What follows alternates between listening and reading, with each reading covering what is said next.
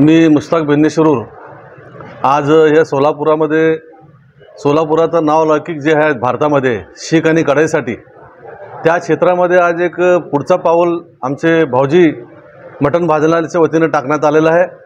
आमचे भाऊजी जे आहेत त्यांनी एक नवीन आविष्कार केलेला आहे।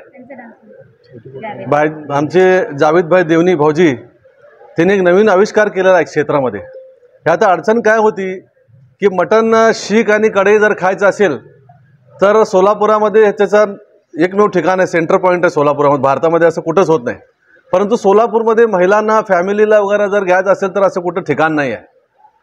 त्यामुळं ते फॅमिलीची आणि ह्यांची अडचण होत होती। त्यामुळे भाऊजीने एक आविष्कार असं केलं आहे की आपण असा मसाला तयार करूयात की घरामध्ये लेडीजना त्यांना घरामध्ये मटण ह्याच क्वालिटीचं तयार करता यावं, मटण शीख आणि कढई। तर त्यांनी असा एक मसाला तयार केलेला आहे की ज्यामध्ये घरातल्या लेडीजना काहीही न करता फक्त मटणमध्ये हे मिक्स करून तिथं आपल्या घरामध्ये आपण जर त्याला भाजला की घरामध्ये भट्टी तयार करून भाजता येतं की सेम जे टेस्ट हॉटेलमध्ये येतं तसला टेस्ट तिथं येणार आहे। आणि यामुळे सर्व महिलांची आणि ह्याची घरच्या लोकांची सोय झालेली आहे। आणि हे दुसरं म्हणजे सोलापूरपासून दुसरे जे गाव आहे, दुसरे जे सिटी आहेत त्या ठिकाणच्या लोकांना हे उपलब्धच होत नाही, मिळतच नाही।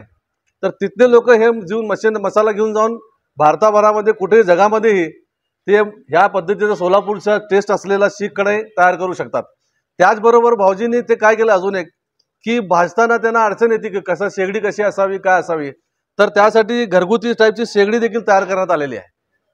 आणि हे असं कंप्लीट एकच मसाला न देता त्या कंप्लीट जेवढे साधन लागते ते साधन तयार करून एक प्रकारे या जगामध्ये या विश्वामध्ये एक नवीन पाऊल टाकलेला क्रांती त्यांनी केलेली आहे।